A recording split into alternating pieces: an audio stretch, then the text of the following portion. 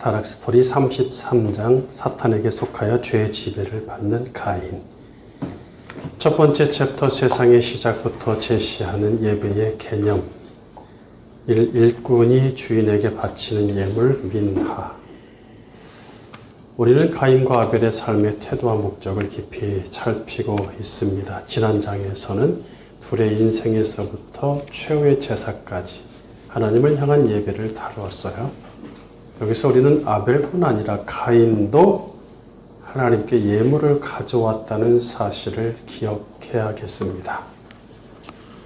그들이 가져온 예물은 제사와 예배의 증거물이겠죠. 이 예물은 하나님의 명령에 의한 것이라기보다는 자발적인 의지에서 비롯된 것으로서 인류의 최초의 제사가 되죠. 구약의 예배인 제사는 하나님과 관계를 형성하는 역할을 합니다. 최초 제사는 타락 이후에 드려졌단 말이에요. 즉 에덴에서는 제사가 필요치 않았다는 것입니다. 죄로 인해 영이신 하나님과 교제하는 기능인 사람의 영이 죽었습니다. 제사는 사람과 하나님의 이 영적인 분리를 전제로 하며 그분과의 교제를 갈망하는 마음의 욕구를 충족시키는 방편이겠죠. 분리되었습니다. 근본적으로 분리되었지만 그럼에도 불구하고 그분이 창조주라는 것을 기억하죠. 그래서 그 교제를 갈망하게 됩니다. 이러한 욕구는 가인과 아벨 모두에게 있었으니 그렇지 않았다면 그들은 제사를 드리지 않았을 것입니다. 그리스도의 공동체를 사랑하는 사람은 그 공동체에 자기 관심과 사랑을 표하겠죠. 이는 그리스도를 사랑한다는 뜻이고 창조주 하나님을 향한 감사의 표입니다. 그리스도를 사랑하지 않고 하나님을 향한 감사가 없으면 그분의 공동체에 돈과 열정을 들이지 않겠죠. 이거는 불을 보듯 뻔한 이야기입니다. 교회를 향한 마음, 불쌍한 영혼들을 향한 마음, 그것들이 다 드러나죠. 우리는 누군가를 좋아하면 뭐라도 주고 싶어 합니다. 선물이 오고 가는 것은 관심과 사랑의 증거이며 한 번, 두 번 오고 가다 보면 교제가 시작되죠. 이런 오고 감이 없으면 관계 자체가 형성되지 않을 뿐 아니라 둘은 아무 상관도 없습니다. 하물며 창조주와 나 사이에 오고 감이 없다면 무슨 관계를 기대하겠습니까?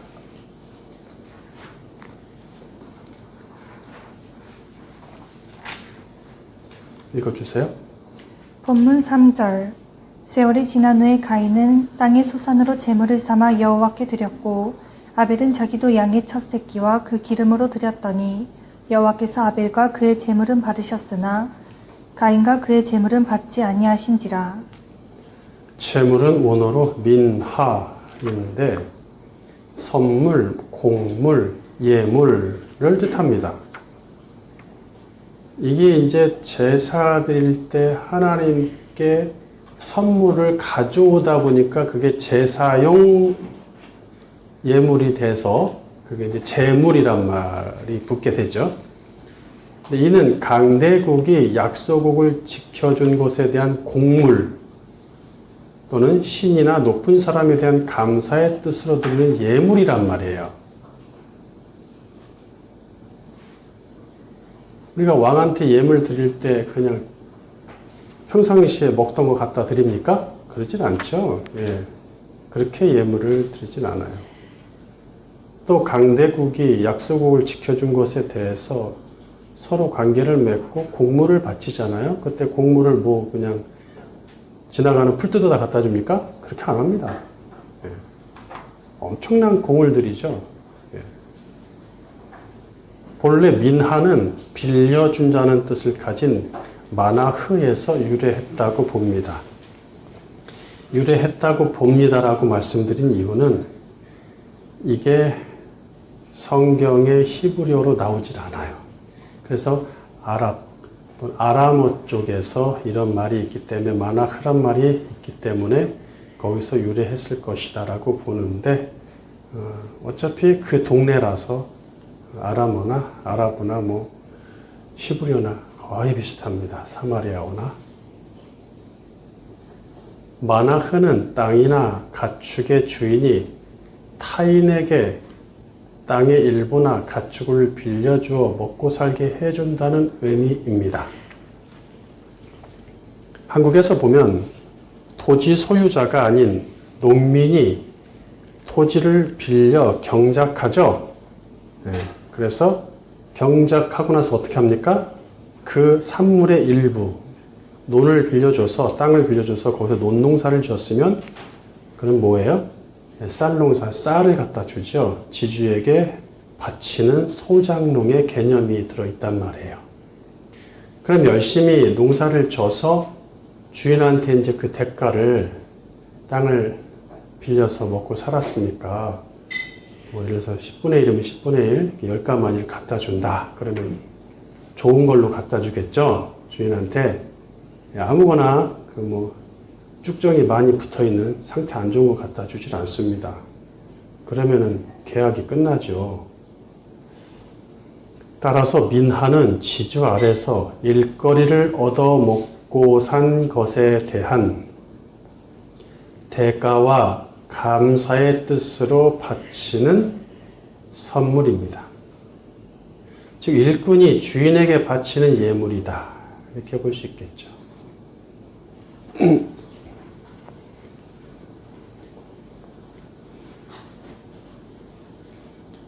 그래, 아벨의 주인은 누구예요? 하나님이시죠. 그는 자신이 그분의 일꾼임을 명확히 알았기에 자기 인생의 전부가 담긴 예물을 가져왔어요.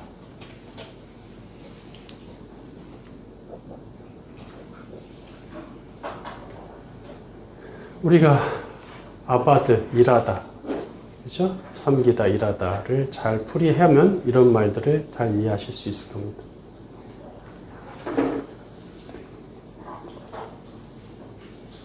반면 가인의 주인은 사실상 사탄이며 신약성경 얘기하죠. 그는 자신이 사탄의 땅에서 일하는 일꾼임을 인식하고 살았습니다. 그래서 그 땅을 위해 일하는 일꾼이 되었다라고 시작을 그렇게 말을 하죠. 그럼에도 그는 세상의 창조주가 여호와시며 여호와가 세상을 창조했지. 예.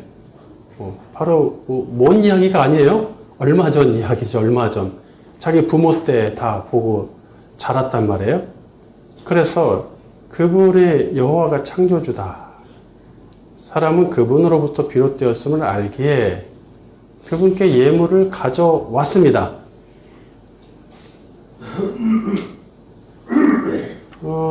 그는 하나님과 사탄을 겸하여 섬긴 것이겠죠. 주인은 오직 하나입니다. 둘을 겸하여 섬길 수 없다고 주님이 말씀하셨듯이 하나죠. 육의 것과 영의 것을 동시에 추구하며 하늘과 땅 사이에 양다리를 걸치고 서 있었다는 얘기예요. 사탄의 일꾼이 하나님의 일꾼인 척한다고 해서 근본이 바뀌지 않습니다. 두 번째, 아벨식 예배자가 곧 참 예배자. 예배의 개념이 세상의 역사가 시작되는 시점에서 논해진다는 것은 매우 의미심장합니다. 이는 창조주에 의해 지음받은 인간이 어떻게 창조주를 예배하는지가 매우 중요한 관건이라는 뜻이겠죠. 그러니까 어떻게 먹고 살다가 생겨난 생산물을 어떻게 제물로 가져서 하나님께 제사를 드리냐, 이런 게 관건이 아니란 얘기예요. 그 관건이 아니라 어떻게 창조주를 예배하느냐. 가인식 예배는 하나님이 받지 않으시니 오직 아벨식 예배만 받으십니다. 본문 4절 여호와께서 아벨과 그의 제물은 받으셨으나 가인과 그의 제물은 받지 아니하신지라. 예배는 매우 폭넓은 의미를 지니며 지난 시간부터 계속 예배를 논하고 있어요. 창조주와 관계를 입증하는 것입니다. 창조주와의 관계를 입증한다. 제사와 제물은 예배의 방편으로서 하나님과 관계를 입증하는 증거물이겠죠. 여기서 우리는 제사의 방법에 치우칠 필요가 없습니다. 그러니까 여기서 왜 받고 안 받았냐? 아벨이 받은 것은 동물의 제사고 그것은 율법이 얘기를 하니까 또 가인이 바친 것은 농산물일 것이다. 또는 과일 종류, 열매를 가져왔을 것이다. 그렇다면 그건 식물이죠. 동물이 아니라 식물이겠죠. 동물이냐 식물이냐. 그러니까 제사의 어떤 방식의 문제겠죠. 문제를 논하거나 또는 이게 이제 죄가 언급되기 때문에 결국은 속죄의 의미가 있냐 없냐를 가지고 깊이 들어가는 경우도 있습니다. 그런데 여기서 율법을 가지고 논하기에는 좀 무리가 있어요. 율법을 자꾸 가져와서 얘기를, 지금 율법 시대가 아닌데, 아직 율법에 율자도 없는데, 벌써 그런 것들을 갖고 얘기를 하기가 참 애매해요. 물론 이제 어떤 앞으로 그런 짐승제사가 있을 것이다라는 예표가 될 수는 있습니다. 그것이 피 흘림과 연관돼서. 그러나 그것은 나중에 아벨의 피를 흘렸을 때 이야기가 될 만한 것이겠죠. 지금 상황에서는 어떤 민화를 가져왔는지가 그의 삶의 태도와 목적을 말해준다는 얘기예요. 그러니까 어떤 것이 식물이냐 동물이냐를 얘기하지 말자는 얘기죠. 또 제사를 드리는데 태워서 드렸냐 안 드렸냐 뭐 어떻게 드렸냐 이런 것들을 얘기하지 말자는 거예요. 가인식 예배든지 아벨식 예배든지 둘 중 하나이지 중간은 없습니다. 성경은 이런 이분법적 분류 방식을 채택하고 있단 말이에요. 이 분류에서 아예 하나님께 예배하지도 않고 그의 삶에서 하나님은 안중에도 없는 사람은 제외하니 그들은 논할 가치가 없습니다. 지금은 아직 그런 사람들은 없죠. 가인과 아벨이고 뭐 다 그의 부모가 아담과 하와인데 지금 뭐 하나님 모르는 사람이 있을 수는 없으니까 그런 사람들은 제외하자는 거예요. 지금 다 하나님을 알고 그분을 예배한다고 하는데 둘로 나뉜단 말이에요. 벌써부터. 인류 역사에서 가인식 예배자와 아벨식 예배자는 항상 있었습니다. 구약시대에도 그것이 관건이 되었던 건 사실이에요. 이런 말을 쓰지 않을 뿐이지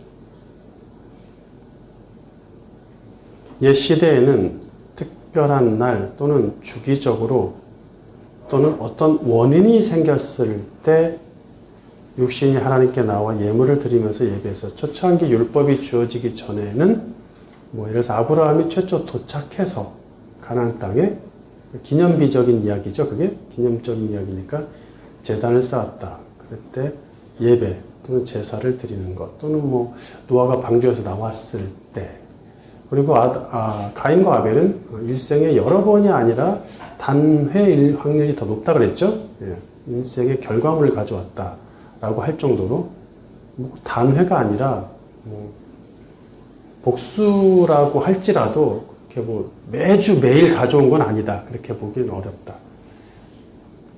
그런데 율법 시대에 가면 어떻습니까? 매일 또 매주 주기적으로 드리는 거죠.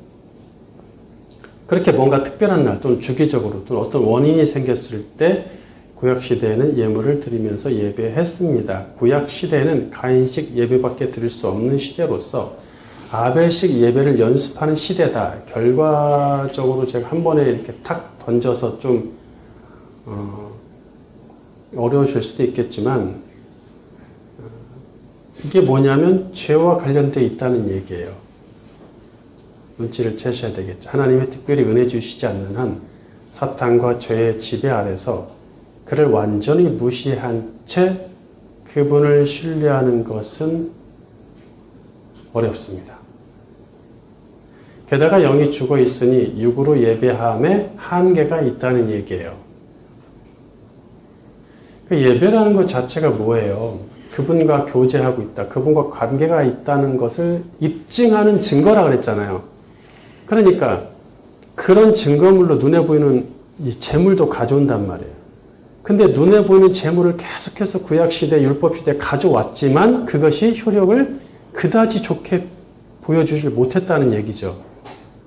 형식에 치우치거나 귀찮아하거나 구태의연하거나 여전히 나는 이 모양 이 꼴이 되거나 그런 것들이 생긴단 말이에요. 한계가 있다는 얘기죠. 그것이 가인식 예배지 않겠느냐 이렇게 얘기를 하고 싶습니다.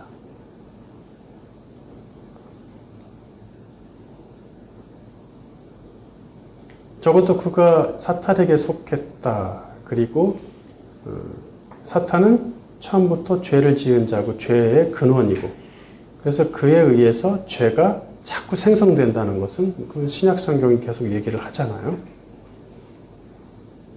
하지만 지금은 일시적 또는 주기적으로 그런 예물을 가져옴으로써 하나님과의 관계를 입증하는 시대가 아닙니다. 예. 그러니까 주일성수 잘하라고 주일성수를 잘했더니 록펠러처럼 갑부가 되었다. 이런 식의 이야기는 매우 비성경적이다는 얘기죠. 안식일을 잘 지켜라. 주일성수가 안식일이다 곧. 그러니까 일요일날 잘 와서 안식일처럼 지켜라. 그럼 뭐 안식교하고 제7일 안식교하고 차이가 뭡니까? 날짜만 다른 것이지.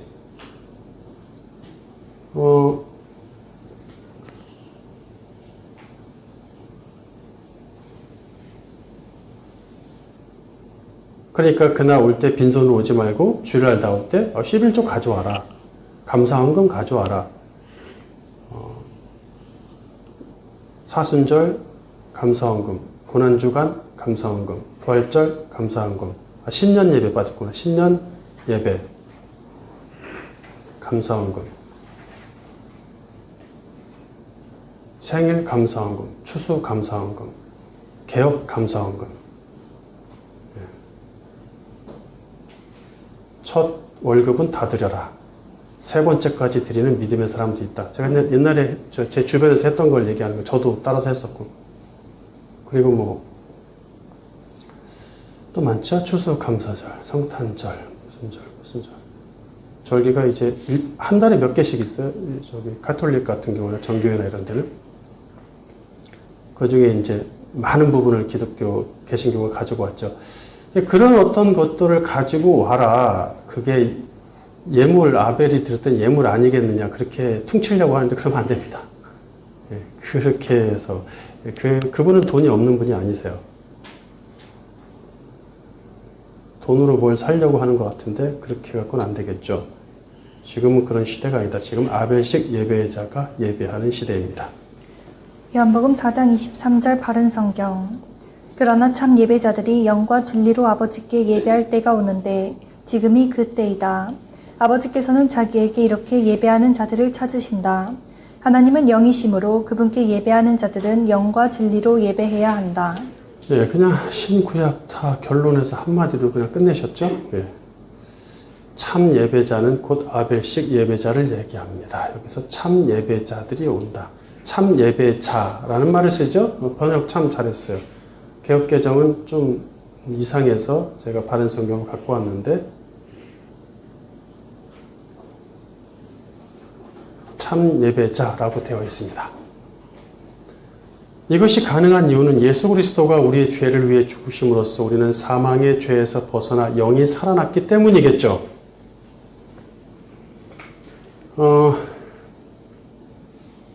산육은 한계가 있음이 입증되었으니 살아있는 육신이죠. 산육은 산영으로 예배해야 된다. 예수님은 당신이 길과 진리와 생명이라고 하셨죠?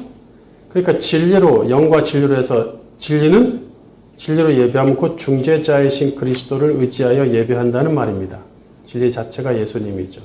그래서 아버지는 산 영과 그리스도로 예배하는 참 예배자를 찾으시겠죠.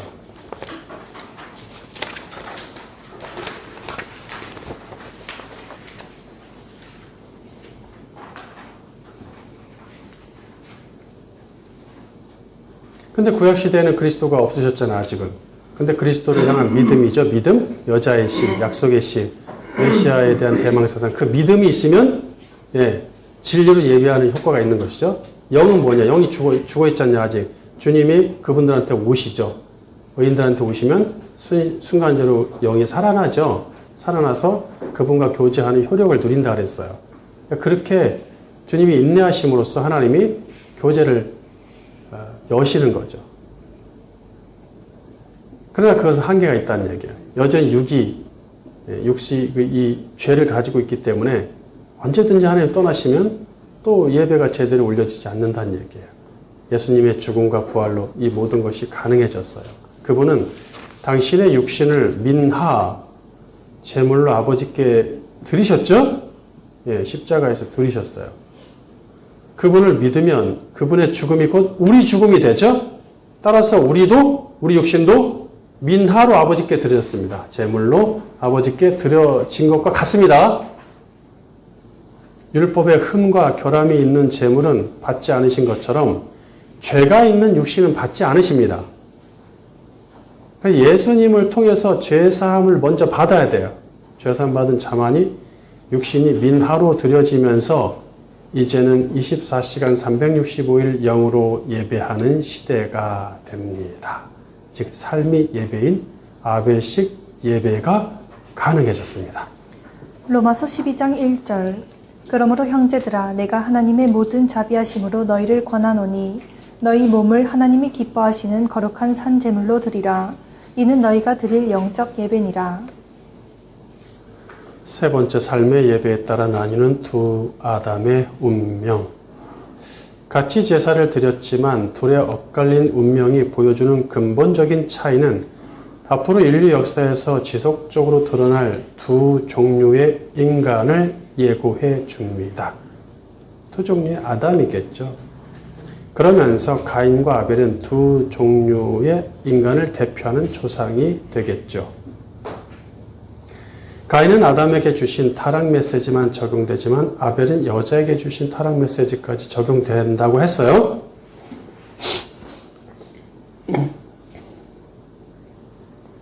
결국 창조 세상에는 두 종류의 아담으로 나뉘어지겠죠. 이 둘은 삶의 방식과 목적이 달랐고 하나님을 섬기는 태도와 그 재물의 성격도 달랐습니다. 아벨은 비록 지독한 죄의 고질병을 가지고 태어났지만 여자의 씨를 주신다는 하나님을 신뢰했고 그분을 섬기는 일이 인생의 전부였습니다. 그래서 하나님은 아벨의 삶과 그의 재물을 사랑스럽게 늘 바라보셨어요. 반면 가인은 죄의 고질병을 해결하기 위해 하늘을 바라보지도 않고 여자에게 주신 타락 메시지를 신뢰하지도 않았어요. 그는 이 땅에서 안정되게 정착하여 세력을 갖추는 것이 삶의 목적입니다. 하나님을 섬기는 일은 삶의 일부분에 지나지 않았던 것이죠. 하나님은 가인의 삶과 그 재물을 쳐다보지도 않으십니다. 그러면 이제 이런 의문이 생기죠. 왜냐하면 이 가인에 대해서 매우 긍정적으로 평가하는 주석들이 많기 때문에 그런 설교들도 많고 애착, 애정. 아벨하고는 무슨 대화를 안 하시는데 가인하고는 대화를 많이 하시니까 가인을 참 좋게 평가하려고 하는 것 같은데 대화를 많이 했다고 해서 좋게 평가할 이유는 없습니다.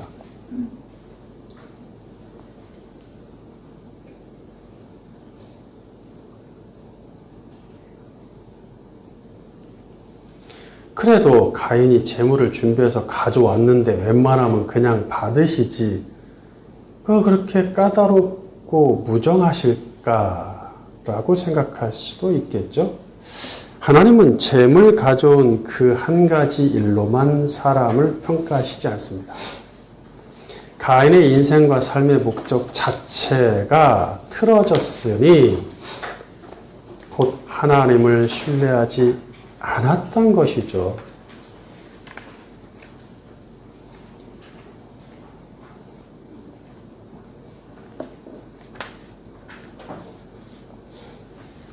하나님을 향한 애처로운 눈길이 없는 자에게 그분이 애처로운 시선을 주실 이유가 없습니다. 가인은 하나님의 무관심에 매우 화가 납니다. 본문 5절 가인과 그의 재물은 받지 아니하신지라 가인이 몹시 분하여 안색이 변하니.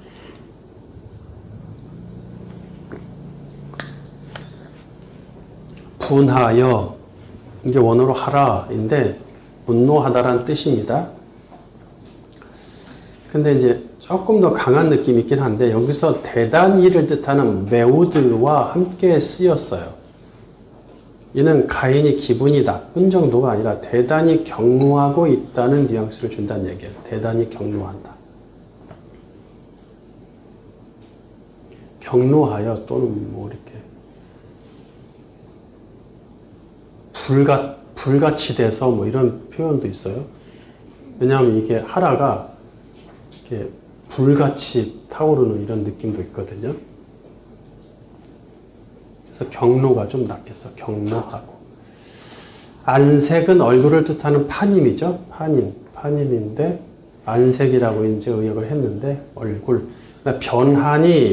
변하다는 원어로 나팔인데 떨어지다, 넘어지다라는 뜻입니다. 너무 의역을 한 것 같아요. 뭐 안색 변하는 것은 뭐 언제든지 변할 수 있죠. 그런 수준이 아니에요, 지금. 그렇게만 보면 안 됩니다. 즉, 그는 경노하며 얼굴을 떨굽니다. 떨어뜨렸다. 얼굴을 떨구다. 창세기 4장 5장, 거기 23번 각주에 바른 성경이 가인과 그 재물은 받지 않으심으로 가인이 매우 화가 나서 그의 얼굴을 떨어뜨렸다. 이렇게 번역을 잘했죠? 여호와께서 가인에게 말씀하시기를 네가 화를 내며 얼굴을 떨어뜨렸느냐? 얼굴을 떨군다는 말 속에는 창조주를 향한 실망과 불신의 표현이 담겨 있어요.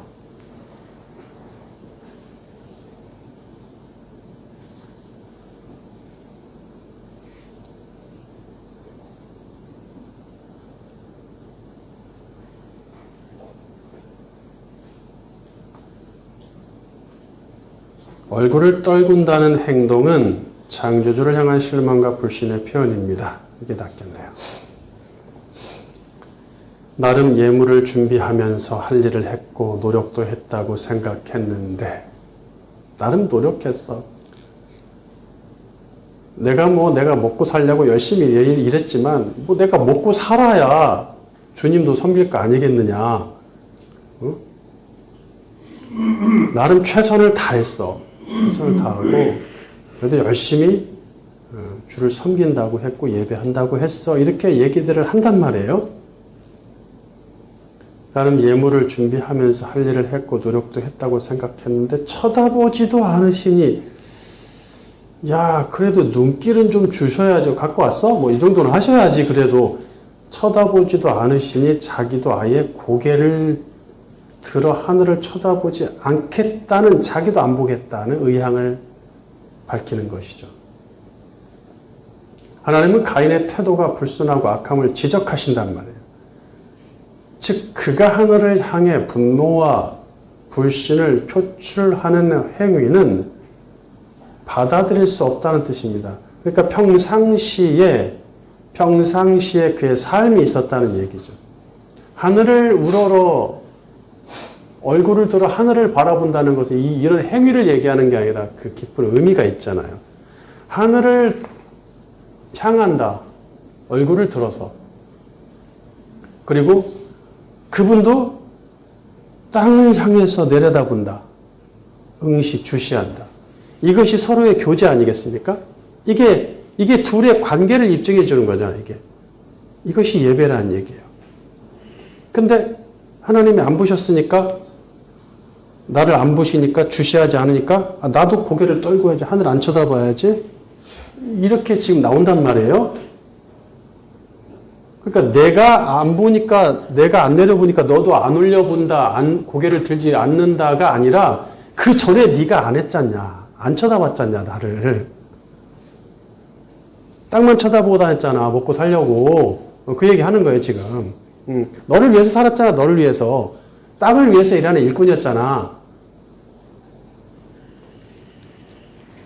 본문 6절 여호와께서 가인에게 이르시되 내가 분하여 함은 어찌 됨이며 안색이 변함은 어찌 됨이냐.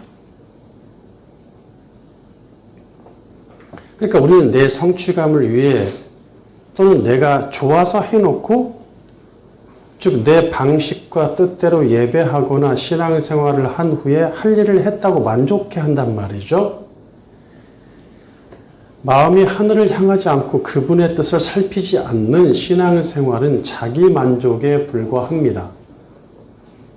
그러니까 자기 만족식 신앙생활, 교회 만족식 신앙생활, 목사 만족식 신앙생활 뭐 이런 거잖아요. 그런 거를 조심하라는 얘기죠.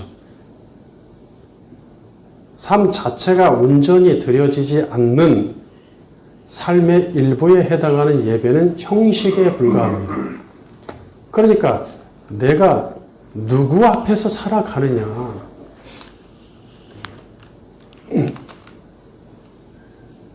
내가 나를 만족시키고 있는 것인가, 나의 주인인 창조주를 만족시키고 있는 것인가, 내가 앉으나 서나 일을 하나 잠을 자나 내 만족으로 하는 것인가, 그분의 만족에 맞춘 것인가, 심각하게 고민해야 됩니다.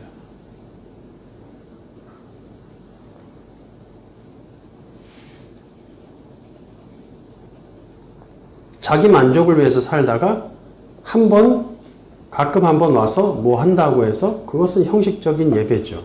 우리는 사랑의 하나님만 강조하다 보니 이런 잘못된 상태를 대수롭지 않게 여겨서 지나칩니다. 사랑의 하나님은 관대하시기에 나의 그런 상태에도 불구하고 이해하시며 받아주시리라고 생각하는 것이죠. 이는 큰 착각이니 변화와 개혁 없이 타성에 젖은 신앙생활은 절대로 하늘로 받아들여지지 않습니다. 무엇보다 형식적 예배는 하나님을 불쾌하게 만듭니다. 왜냐하면 그분은 감정 없는 허수아비가 아니시며 할아버지가 손자를 바라보듯 모든 행위에 대해 웃어주시지 않기 때문입니다. 자, 할아버지가 손주, 할머니가 손자들을 볼 때 보면은 손주가 아 해도 좋고 어 해도 좋고 넘어져도 좋고 일어서도 좋은 것이죠. 그렇죠? 예. 거기다 대면 야 너는 왜 그렇게 일어섰는데 그것을 이런 것에 어긋나고 기준에 의해서 도덕적으로 문제가 있고 뭐가 문제가 있고 뭐 그러니까 얹으면 안 되고 일어서야 된다. 이렇게 얘기하는 할아버지 할머니 없단 말이에요. 이후 여호와를 막론하고 웃어준다는 건데 우리는 하나님을 그런 하나님으로 만드는 경향이 좀 있어요.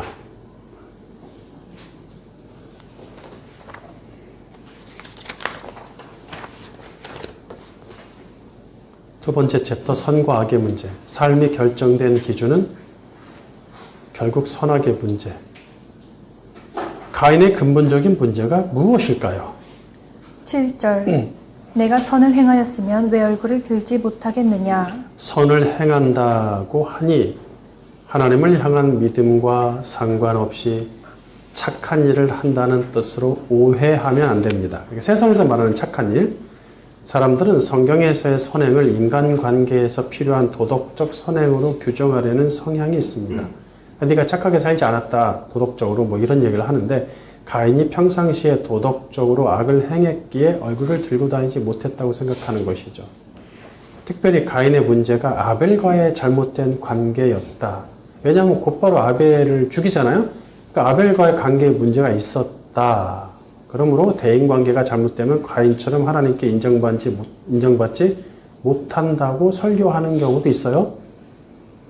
가인과 아벨의 이야기는 둘의 대인관계나 도덕적 선행의 문제로 풀어서는 안 됩니다. 물론 둘의 관계도 전혀 상관없는 것은 아니겠지만 인간끼리의 관계 이전에 하나님과의 관계가 먼저죠.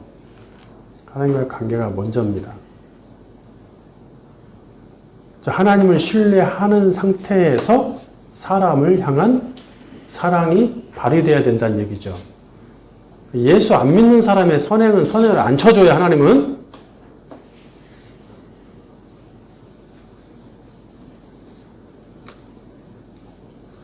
그러니까 선행을 많이 하면 요즘 이제 가톨릭도 거의 그런 교리까지 가는데, WCC 되면서 선행을 많이 하면 구원받는다, 천국 간다, 이런 이제 식으로 가고 있단 말이에요, 분위기가. 일부 개신교에서도 그렇게 가고 있고. 그렇지 않습니다. 지옥입니다. 하나님, 예수를 믿지 않는 상태에서 선행은 지옥입니다.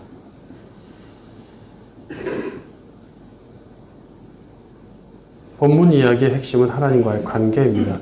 네가 선을 행하였으면 이란 말 속에는 모든 문제가 결국 선과 악의 문제라는 뜻이 담겨 있겠죠.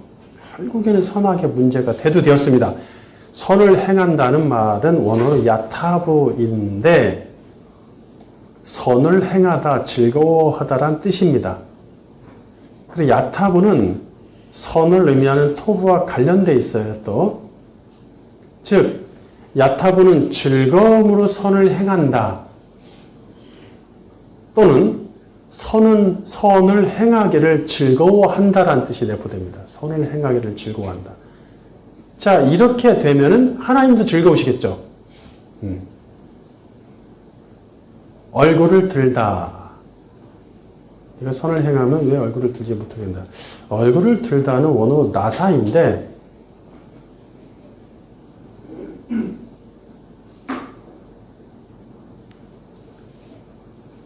얼굴이란 말은 여기에는 없어요. 여기서 들어올리다, 취하다, 받아들이다라는 뜻입니다. 나사. 자, 이제 문제는 나사의 주어를 가인으로 이제 해석 보는데, 특히 우리 개역개정은 그렇게 보죠. 가인으로 보고, 가인이 하나님 앞에서 네가 야타부, 선을 행하면 어찌 얼굴을 나사하지 못하냐? 왜 들어올리지 못하냐? 뭘 들어올리지? 아까 얼굴을 떨고 쓰니까 그걸 들어올린다는 뜻이겠지? 하고 가인이 얼굴을 들어올린다는 식으로 번역을 하는데, 하지만 나사의 주어를 하나님으로 봐야 된다는 얘기야. 하나님. 응? 하나님이 가인이나 재물을 받아들이신다는 뜻으로 번역해야 합니다. 이 부분을 다시 번역하면 다음과 같습니다. 본문 7절 재번역. 내가 선을 행하면 너를 받지 아니하겠느냐. 예, 달라졌죠? 예, 달라졌어요. 마음대로 하시냐? 그렇지 않습니다. 영어 성경, 권위 있는 영어 성경 대부분 그렇게 번역을 하고 있어요. 그러니까 흥정력도 네가 잘 행하면이 조금 어색한데, 똑바로 행하면, 그러니까 하나님이 원하시는 즐거워하는 뜻대로 행하면 뭐 이런 뜻이겠죠? 너를 받지 않겠느냐? 이렇게 번역을 하죠. 영어 성경들도 아벨을 받으신다는 식으로 번역을 하고 있어요. 킹 제임스, ESV, CSB, LSV, YLT, 각주 24권에 보면은 except 아벨을 받으신다는 뜻으로 번역을 하죠. 그리고 두 개를 제가 예로 놨어요. 학생들 보세요. MLT는 Modern Literature Version, 그러니까 현대 직역 성경입니다. KJV는 킹 제임스 버전이고, 그렇게 되면 무슨 의미인지 해석이 되겠죠? 가인이 평상시 삶에서 선을 행하지 않았기에 하나님이 그의 삶과 재물을 받지 않으신다는 얘기예요. 그러니까 네가 잘 야타고 즐겁게 선을 행했으면 내가 너를 받지 않을 이유가 뭐가 있냐는 얘기죠. 근데 그렇지 않고는 마지막에 최종 결산할 때 선물 하나 가지고 온다고 될 일이겠느냐, 그것이. 일주일에 한 번씩 교회 와서 헌금 드리고 가는 것이 그것이 대수냐 이거죠. 네?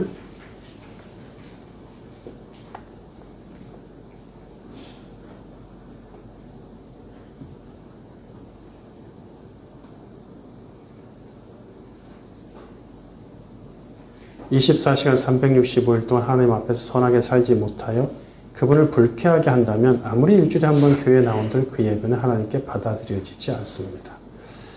두 번째, 선이란 무엇이고 악이란 무엇인가? 분명히 가인의 재물은 악을 행하는 자의 재물이었기 때문에 거절당한 것입니다. 그는 도대체 그럼 어떤 악을 행하였을까?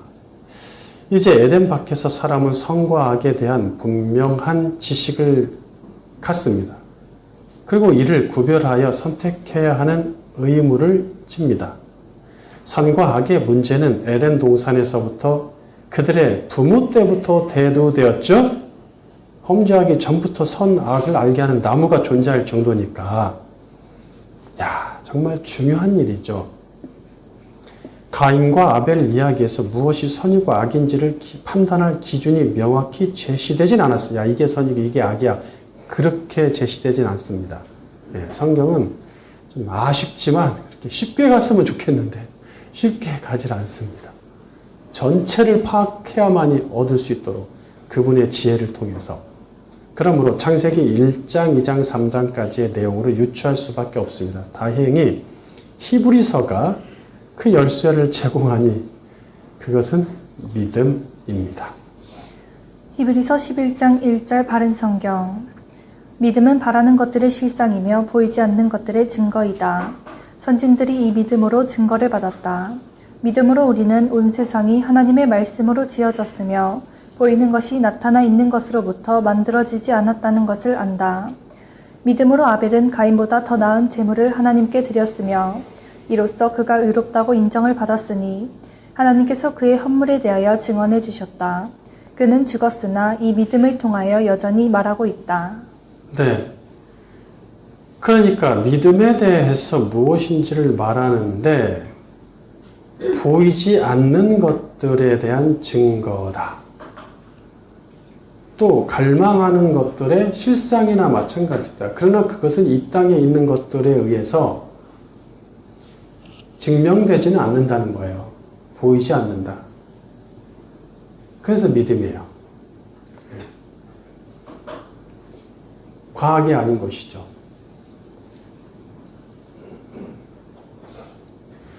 그래, 믿음의 조상들의 1순위에 누가 자리하고 있어요? 아벨. 그러니까 세상이 시작되는 순간부터 믿음이 거론된다는 얘기예요. 최초의 믿음의 조상은 아벨인 셈이죠. 그러면서 당연히 성경이 언급했던 것처럼 본문에서 그들의 민하에 대해서 얘기를 하는 것이죠. 그들이 가져왔던 그 선물, 예물, 재물.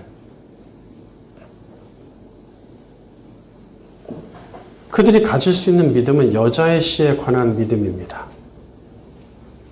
그렇잖아요? 그러니까 보이지 않는 것, 그것에 대한 믿음인데 무엇이었어요? 주님이 주셨던 그 타락 메시지에 있잖아요. 그 메시지 속에 숨겨 있단 말이에요. 담겨 있어요. 근데 그것은 당장 보이지 않았어요. 가인을 낳고 그가 정말로 그 시이기를 바랬지만 아니란 말이죠. 실망한단 말이에요. 그럼에도 불구하고 그 믿음을 간직한다는 것. 여자의 시에 대한 믿음. 여자의 시에 관한 믿음은 곧 그리스도와 천국에 관한 믿음으로 이어지죠. 예, 결국 히브리서 11장의 믿음이 결국 축축하다 뭐 얘기해요? 예, 천국에 대한 믿음으로 결론을 내리잖아요. 여자의 씨는 구속자고 아벨이 이 믿음을 가졌다는 것은 하나님의 말씀을 신뢰한다는 증거겠죠. 하나님이 이렇게 말씀하신 것을 믿어야, 신뢰해야, 그분의 말씀을 신뢰해야 믿는 것이지, 말씀을 신뢰한다. 이 믿음이 있는 아벨의 삶은 그 자체가 선하기에 행하는 모든 일이 선입니다. 하나님의 사랑의 시선을 받을 수밖에 없겠죠. 그러니까 그전에도 의롭게 됐다. 그래서 의인은 행하는 모든 일이 다 의로운 일입니다. 악인은 어떤 일을 해도 다 악행입니다. 그러니까 우리가 살다가 선도 행하고 악도 행하고 막 이렇게 막 혼자 한다고 생각하는 그렇지 않습니다. 우리가 실수는 하고 좀 더 인간적인 모습이 보일 수는 있습니다. 그러나 그것을 우리가 의롭지 못한 악행이다라고 규정하기는 어려워요. 그럼 뭐냐면 그 사람이 의인이 됐냐 안 됐냐를 먼저 따지는 것이죠. 그 사람이 의인이 됐냐 안 됐냐. 의인이 됐다면 모든 말과 행위 뒤에서도 나오겠지만 그분을 의식합니다. 아, 내가 이 말해도 될까? 내가 이 행동해도 될까? 항상 의식을 하는 거예요. 근데 그럼에도 불구하고 완전하지 못하잖아요. 완전하면 죄를 정복한 것이죠. 예. 그럼 우리는 죄의 뿌리가 있는 상태이기 때문에 완전할 수가 없어요. 사도 바울이 고민하듯이 둘 사이에서. 그러면서 자기는 육신은 계속해서 죄에 의한 그런 악한 행동을 한다고 말을 한단 말이에요. 근데 그것이 심판을 받을 악이 아니란 얘기예요. 우리의 실수를 잘 생각해야 돼요. 하나님은 그런 부분에 대해서는 반드시 관대하십니다. 그러나 악을 향해서 근본적으로 내가 그분을 의식하지 않은 상태에서 행하는, 그분은 안중에도 없는 상태에서 행하는 것에 대해서는 말이 필요 없죠. 그것은 악이죠. 어렵지 않습니다. 심판의 대상이 될 수 있습니다. 자, 그 부분은 참 어려운 부분인데 우리가 차차 다 공부하게 될 것입니다.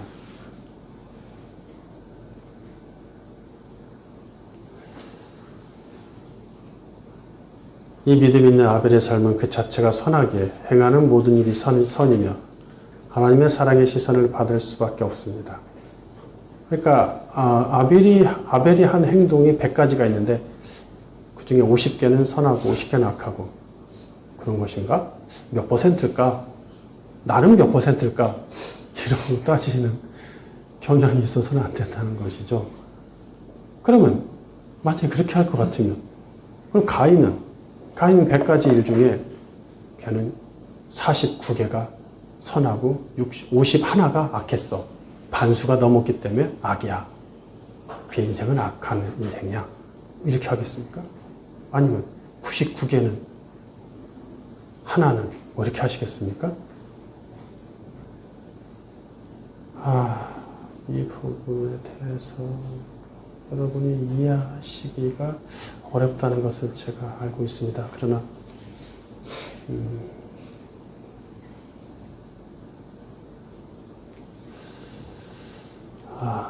그것이 이해가 될 수 있도록 최선을 다해서 한번 지혜를 구하면서 공부를 해봅시다. 반면 가인은 이 믿음이 없었기에 하나님을 신뢰하지 않는다는 사실이 입증됩니다. 그에게는 여자의 씨에서 비롯된 그리스도와 천국에 관한 믿음이 없었습니다.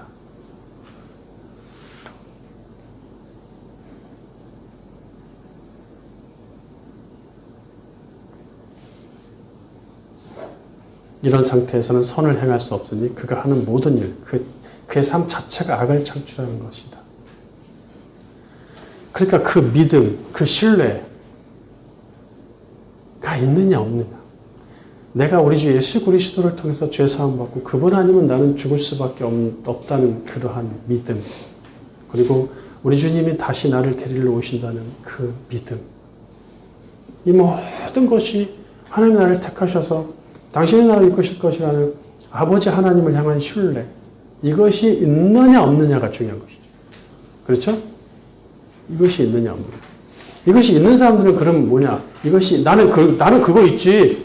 나는 예수님이 우리 죄를 왜 죽으셨고, 나는 그렇게 해서 나중에 주님 오시면 난 천국 가고, 뭐, 이거 다 알고, 믿지 왜 안 믿어? 하나님 계신 것도 믿어. 하고 밖에서 사는 것은 가인처럼 살아. 그건 믿음이 아니라니까요. 그거는 위선이지. 믿음이, 그래서 야고보서가 나오는 거예요. 믿음은 입증되는 거예요. 입증되는 거. 그러한 믿음을 온전히 가진 사람, 흉내내는 사람이 아니에요? 흉내내면 안 되는 거예요? 그 믿음을 온전히 소유한 사람은 내 안에 누가 있는 거예요? 그분이 계실 거예요. 그래서 그분이 나를 이끌어 가신다니까요. 여전히 나의 육은 언제든지 죄악으로 빨려 들어갈 수 있는 상태에 연약한 상태지만 그분이 나를 이끌어 가신다는 얘기예요. 그거를 좀 느끼셨으면 좋겠어요. 그러면 조금 해결이 될 것 같은데. 베드로가 예수님한테 그렇게 수제자로 찰싹 붙어서 배우고 그분 앞에서 목숨까지 내놓다고 해놓고는 나 모르는데? 나 예수 몰라. 이게 말이 됩니까? 그럼 당장 지옥 아루목으로 가야 되는 거 아니야? 어떻게 그럴 수 있어요? 우리 예수님을 본 적도 없는데 그분을 신뢰하는데 그분을 위해서 많은 사람들이 목숨을 내놨잖아요. 순교자가 됐잖아요. 초대교회 시대부터 지금까지. 아니 근데 예수님 옆에서 그렇게 많은 기적과 사랑을 받은 자가 어떻게 예수님을 부인할 수 있지? 지옥 아름으로 가야지 라고 하실 겁니까? 그의 부정은 왜 부정했어요? 예? 왜 부정했죠? 얼마 전에 배웠는데. 얼마 전에 배우지 않았을까요? 예? 예언이 되어 있습니다. 예. 그렇죠. 예언이 되어 있습니다.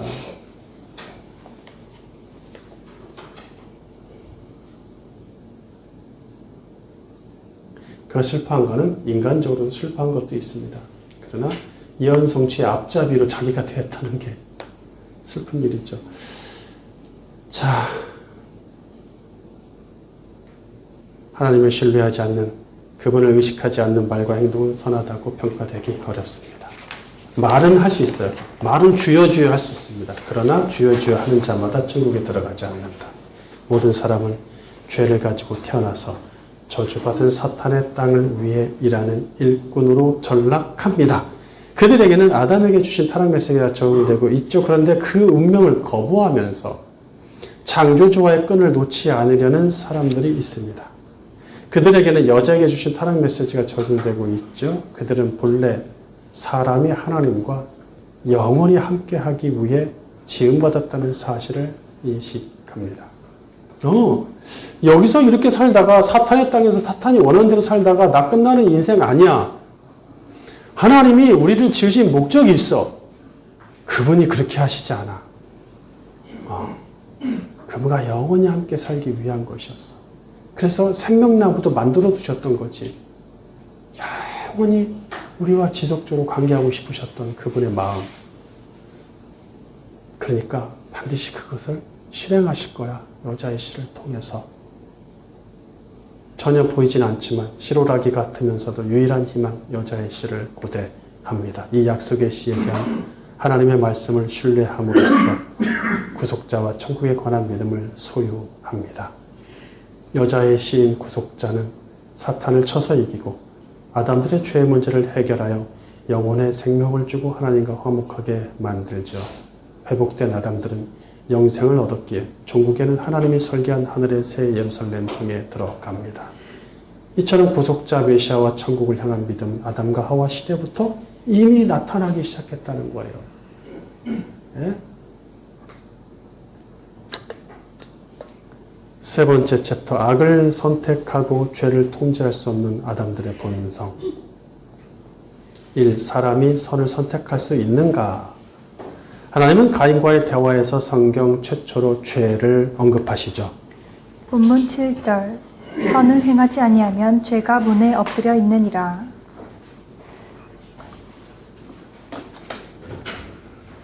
죄는 히브리어로 하타인데 빗나가다 벗어나다라는 뜻의 하타에서 온 명사죠. 벗어남, 빗나감. 하나님은 각 사람의 인생을 하나님의 뜻대로 창조하시고 이 땅에 존재케 하셨습니다.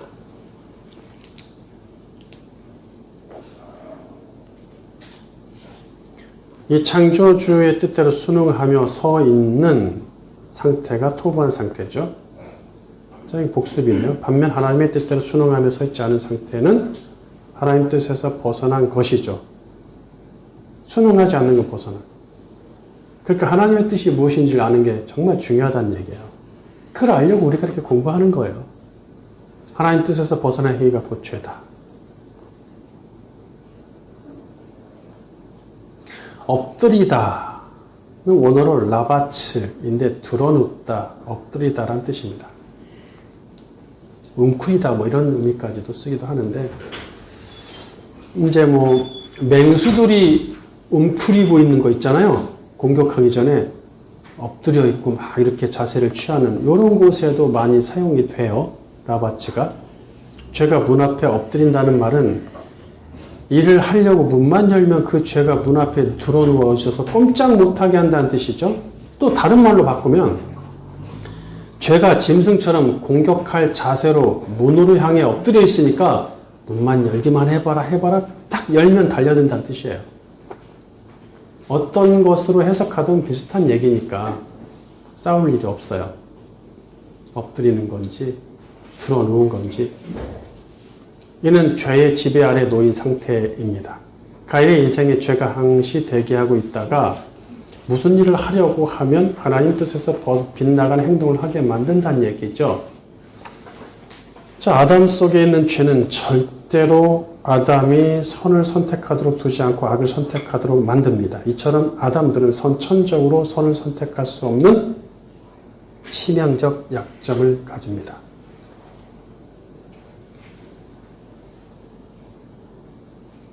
그럼에도 하나님은 왜 가인이 선을 선택하지 않았다고 지적하실까요? 아니, 죄를 이기지 못할 수준인데 그렇다면 악을 행할 수밖에 없는데 선을 선택하지 않았다고, 행하지 않았다고 지적하시면 안 되지 않냐? 사람으로서는 할 수 없는 불가능한 일임에도 억지로 하라는 뜻이 아니에요. 예.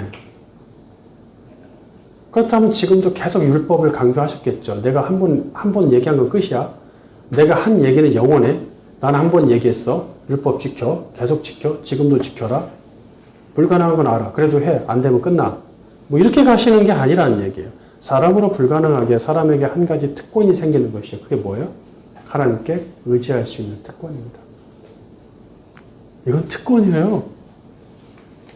왜 특권입니까? 특권이면 물론 결론적으로 말하면 은혜죠. 특권을 넘어 은혜죠. 세상 사람들한테 아무리 가서 너는 죄를 질 수밖에 없고 죄에서 벗어날 수 없는 이가 그래서 심판받을 수밖에 없는 운명이야.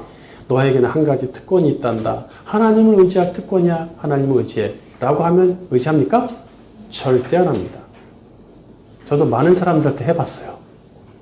똑같이 지금 한 얘기처럼 해봤어요. 절대 의지하지 않습니다. 그래서 깨달았죠. 아, 이거 특권을 넘어 은혜구나. 야, 이거 엄청난 은혜야. 아담들은 스스로 선을 선택하여 행할 능력이 없으므로 하나님께 매달리라는 것이죠.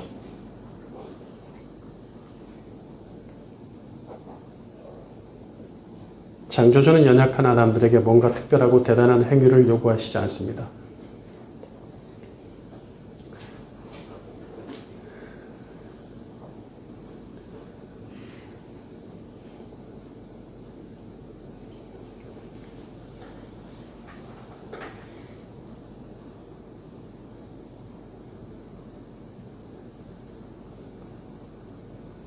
당신만 의지하고 바라보기를 원하실 뿐이죠.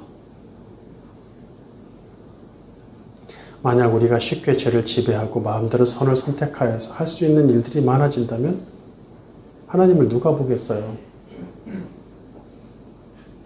특별히 사람에게 있어서 가장 불행한 운명은 그 죄로 인해 가만히 두어도 사망을 향해 달려간다는 것입니다. 하나님은 이런 운명을 사람의 힘으로 절대 바꿀 수 없게 하셨어요. 네 능력에 따라 달라. 네가 죄를 정복해. 죄를 다스려야 되지 않겠어? 너한테 달려있어?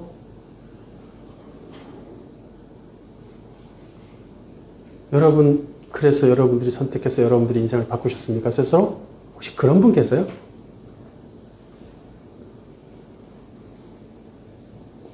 죄로 인해 생긴 가장 불행한 운명을 바꿀 수 있는 길은 오직 하나님을 신뢰하며 그분의 말씀을 믿는 일이죠.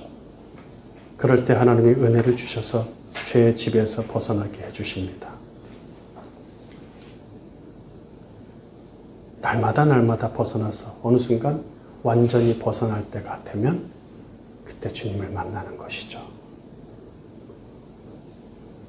그러므로 아직도 벗어나지 못하거나 벗어나고 있는 중이라면 분발하십시오. 그러나 좌절하지는 마십시오. 죄의 심각성을 깨닫는 소수의 아벨들의 기도. 하나님 같다고 생각하기 충분한 사람. 그렇죠? 하나님 같다고 생각이 충분하잖아요. 사람 정도면. 겸손하게 만드는 유일한 매개체는 죄입니다. 심지어 죄는 사람을 나약하고 비참한 먼지로 전락시킵니다. 그렇기 때문에 사람은 창조주를 바라보고 의지할 수밖에 없는 존재죠. 구약의 모든 의인이 죄를 심각하게 여겼기에 여호와의 이름을 불렀습니다. 여전히 전적 타락한 아담의 후예들은 악을 선택하는 본능을 갖기 때문에 죄를 지을 수밖에 없단 말이에요. 따라서 가인을 비롯한 아담들은 스스로 죄를 컨트롤할 수 없습니다. 만약 가인이 하나님의 말씀을 듣고 죄를 컨트롤했다면 살인이 벌어지지 않았겠죠. 아담들로 하여금 죄를 가볍게 여기도록 만들어서 죄의 지배를 받게 하는 것이 사탄의 전략이겠죠. 야, 별거 없어, 죄. 아담이 따먹었지, 내가 따먹었니? 가볍게 만들어버리는 거. 문제 없어. 가장 두드러진 민족이 이스라엘 민족이었죠. 유대인들이 죄는 없어. 원죄 없어. 그 아담의 죄지 우리하고 상관없어. 그래서 결국 그들이 어떻게 됩니까? 심판을 받잖아요. 죄의 심각성을 깨달은 소수의 아벨들은 하나님을 바라봅니다. 하나님은 이런 의인의 삶에 개입하셔서 죄의 집에서 벗어날 수 있도록 은혜를 주시죠. 물론 하나님이 죄에 관해 의인에게 개입하셨다는 사실은 구약시대 초반에는 언급되지 않는다는, 죄에 대해서 내가 개입해서 어쩌고 저쩌고 해주겠다라는 것이 구체적으로 나오지는 않습니다.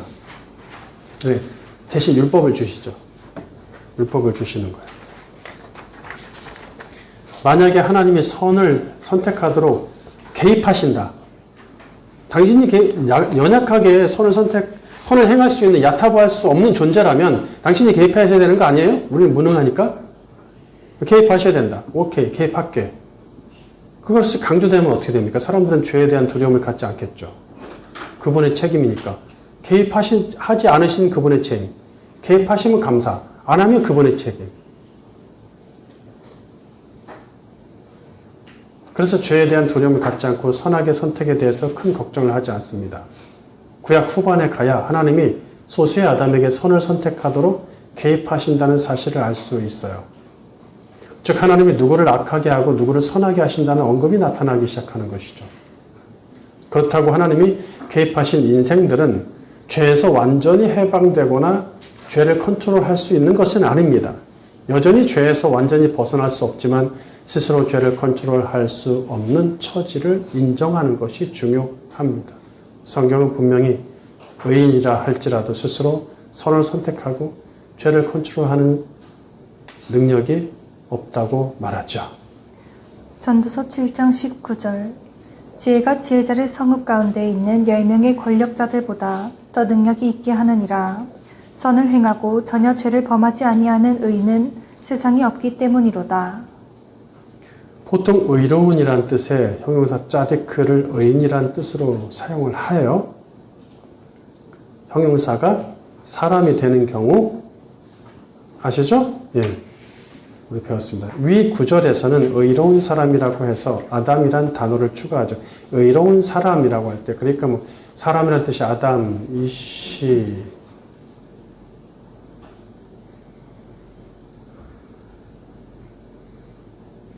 에노시, 이런 단어들이 있는데 구별 없이 아무렇게나 쓴다 라는 게 많은 학자들의 얘기고 저는 구별을 하신다 이렇게 보는 의견이죠.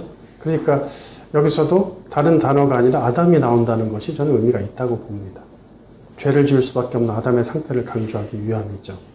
세상에는 스스로 선을 행하고 전혀 범죄하지 않을 정도로 의로운 아담은 없기에 앞절에서 전도자는 지혜가 필요하다고 말하죠. 예.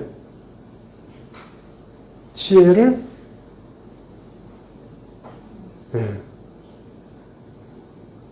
강조하고 있단 말이에요. 이 지혜를 가지면 10명의 권력자보다도 더한 능력을 갖는다.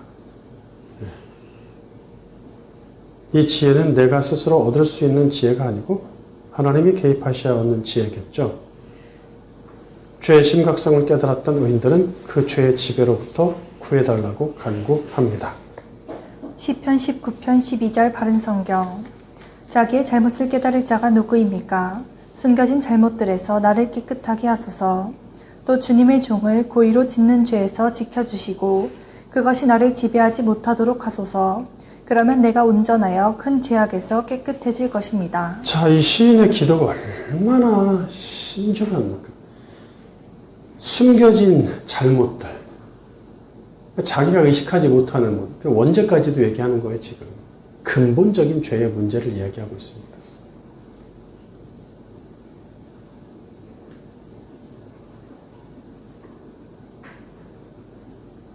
근데 그것이 율법 시대인데, 그러면은 제사 드리면 되지. 그렇지. 그럼 내가 이 근본적인 그 문제를, 왜냐하면 분명히 지난주에 속죄일이라서 속죄제를 드렸어. 언제 관계된 거. 그리고 내가 엊그저께 죄를 지었고 내가 양 한 마리 바쳤어. 근데 내가 앞으로 죄를 안 지으라는 법이 없어? 그럼 어떻게 하지? 근본적인 문제가 해결돼야 되는 것인데 이게 제사로 될 일이 아니구만. 주님, 근본적인 문제를 해결해 주옵소서. 그렇게 되는 것이죠. 율법 시대므로 제사를 통해서 죄를 속죄받을 수 있음에도 불구하고 죄를 사해달라고 요구한다는 얘기죠. 시편 25편 11절 여호와여 나의 죄악이 크오니 주의 이름으로 말미암아 사하소서. 시편 25편 18절 나의 공고와 환난을 보시고 내 모든 죄를 사하소서. 시편 79편 9절 우리 구원의 하나님이여 주의 이름의 영광스러운 행사를 위하여 우리를 도우시며 주의 이름을 증거하기 위하여 우리를 건지시며 우리 죄를 사하소서. 시편 51편 14절 하나님이여 나의 구원의 하나님이여 피 흘린 죄에서 나를 건지소서. 내 혀가 주의 의를 높이 노래하리이다. 그렇다면 율법의 제사로는 죄를 근본적으로 제거하지 못한다는 뜻입니다. 율법과 제사 제도 자체에 문제가 있는 것이 아니라 그것을 지키는 사람에게 문제가 있다는 얘기죠. 하나의 죄를 짓고 속죄 희생제물을 드렸다면 머지않아 또 죄를 짓습니다. 이런 죄지음과 속죄제의 반복으로 인해 이스라엘 백성은 지칠 대로 지치고 아예 제사를 등한시하기에 이릅니다. 이사야 43장 22절 바른 성경 그러나 야곱아 너는 나를 부르지 아니하였으며 이스라엘아 너는 내게 실증을 내었고 너는 내게 내 번제의 양을 가져오지 아니하였고 내 희생제물로 나를 영화롭게 하지도 아니하였다. 나는 예물 때문에 너를 수고롭게 하지 않았으며 요향 때문에 너를 괴롭게 하지 않았으나 너는 나를 위하여 돈으로 향을 사지 아니하였으며 내 희생제물의 기름으로 나를 흡족하게 하지도 않았고 도리어 너는 내 죄들로 나를 부담스럽게 하였으며 내 죄악으로 나를 괴롭혔다. 나는 나를 위하여 내 죄들을 없애는 자니 내가 내 죄들을 기억하지 아니할 것이다. 죄는 눈에 보이는 물리적인 성분이 아니라 하나님이 아담들에게 주신 하나의 관념이죠. 아울러 속죄 제사나 짐승의 희생 제물이 죄의 성분을 없애는 기능을 갖지 않으므로 몇 번을 제사하느냐가 중요치 않습니다. 죄지음과 속죄제의 반복을 통해 자신의 지독히 나약함을 깨닫고 하늘을 바라보기를 원하셨습니다. 그럴 때 하나님은 그들의 죄를 없애신다는 얘기예요. 죄를 없앤다는 말은 하나님 죄를 기억하지 않으신다는 뜻이겠죠. 세 번째, 죄의 비참성과 심각성을 깨닫고 그리스도를 믿다. 바울은 전도서 7장 20절의 말씀을 가지고 와서 모든 아담이 죄를 가졌으니 의인이 될 수 없음을 밝히죠. 로마서 3장 9절 바른 성경 그러면 어떠하냐 우리는 더 나으냐 결코 그렇지 않다. 유대인이나 헬라인이나 다 죄 아래 있다고 우리가 이미 선언하였다. 이와 같이 기록되어 있다. 의인은 없으니 하나도 없으며 깨닫는 자도 없고 하나님을 찾는 자도 없다. 모두가 탈선하여 한 가지로 무익하게 되고 선을 행하는 자가 없으니 하나도 없다. 그들의 목구멍은 열린 무덤이고 그 혀로는 속임을 일삼으며 그 입술에는 독사의 독이 있고 그 입에는 저주와 독설이 가득하다. 그 발은 피 흘리는 데 빠르며 파멸과 비참함이 그들의 길에 있어 평강의 길을 알지 못한다. 그들의 눈앞에는 하나님을 두려워함이 없다. 아담의 죄의 본성에서 나오는 심각성을 간과해서는 안 됩니다. 이런 아담의 타락한 상태를 죄로 판정하여 심판 아래 놓이게 하시려고 율법이 주어진단 말이죠. 19절 우리가 아는 것은 율법이 말하는 것은 율법 아래 있는 자들에게 말하는 것이니 이는 모든 입을 막고 온 세상을 하나님의 심판 아래 있게 하려는 것이다. 그러므로 율법의 행위로는 그분 앞에서 의롭다 하심을 받을 육체가 없으니 율법으로는 죄를 깨달을 뿐이다. 이렇게 해서 모든 사람이 스스로 빠져나올 수 없는 악한 죄인임이 판명됩니다. 하나님은 왜 이렇게 하셨을까? 사람을 죄와 율법으로부터 해방해서 구원하기 위함입니다. 죽어 이런 뜻이 아니라는 얘기죠. 이제부터 사람은 누구나 악하여 어떤 선도 이룰 수 없는 아담임을 인정하면서 오직 유일한 해결자이신 창조주 하나님이 개입하셔서 당신의 의를 입증하십니다. 21절 그러나 이제는 율법과 상관없이 하나님의 의가 나타났으니 그것은 율법과 선지자들에 의하여 증언을 받은 것이다. 하나님의 의는 예수 그리스도를 믿는 믿음으로 인하여 모든 믿는 자에게 주어지는 것이니 거기에는 차별이 없다. 모든 사람이 죄를 범하였으므로 하나님의 영광에 이르지 못하나 그리스도 예수님 안에 있는 구속으로 말미암아 하나님의 은혜로 값없이 의롭다 하심을 받았다. 하나님께서 예수님을 그분의 피를 믿음으로 말미암는 속죄 제물로 삼으셨으니 이는 하나님께서 오래 참으시며 이전에 지은 죄를 간과하시어 자신의 의를 나타내시려는 것이다. 네.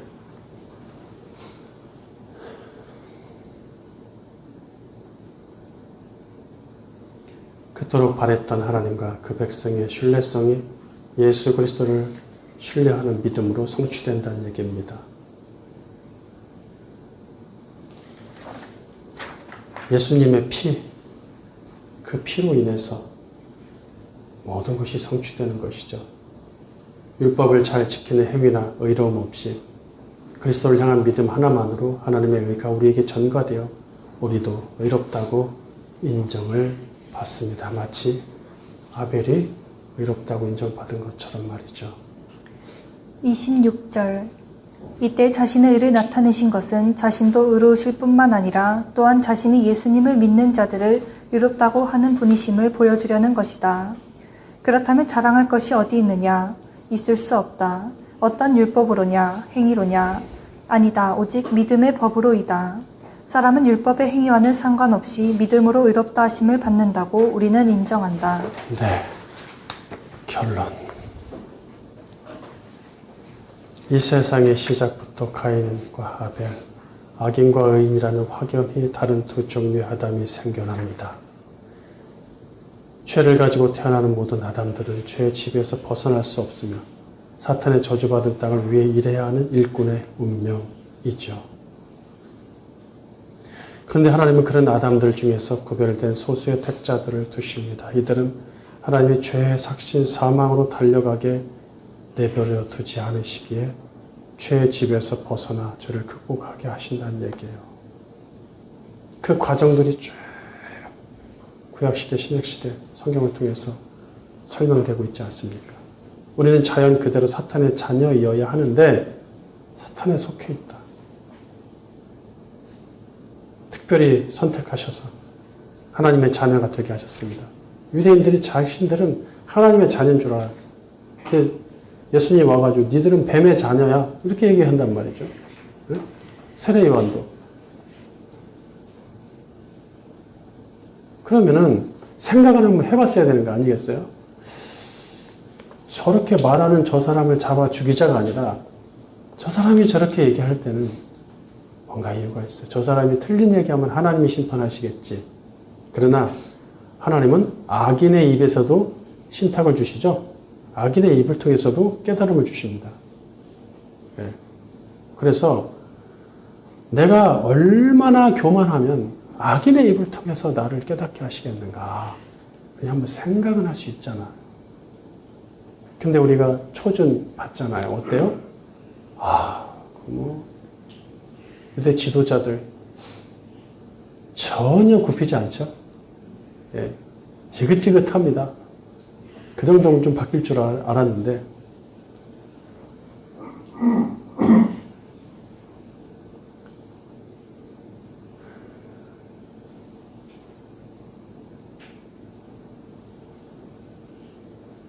우리는 자연 그대로 사탄의 자녀여야 하는데 특별히 선택하셔서 하나님의 자녀가 되게 하셨습니다. 예. 우리는 그냥 놓으면 사탄의 일꾼이에요. 근데 그래서 우리를 어둠 아래 놓여 있다. 캄캄한 어둠에 놓여있던 자들이다. 거기서 빛을 보았다. 이런 말씀을 하시는 거예요. 완전히 운명이 바뀐 거예요. 신분이 완전히 바뀐 겁니다. 뭐 조금 바뀌다 만 게 아니에요. 그냥 완전히 바뀐 겁니다. 그래서 하나님의 일꾼이 되는 것이죠. 사탄의 일꾼에서. 우리 속에 당신의 시인 그리스도를 넣어주시고 의인으로 살게 해주십니다. 우리의 삶 자체가 아버지께 제물로 드려졌단 말이죠. 그분을 위해 사는 인생이 되었습니다. 삶 자체가 24시간 365일. 이제 우리는 아벨식 예배자이며 참 예배자입니다. 이 엄청난 사랑의 은총을 받은 하나님의 자녀로서 그 사랑을 입증할 만한 풍성한 사랑이 삶 속에서 드러나시기를 주님의 이름으로 축원합니다.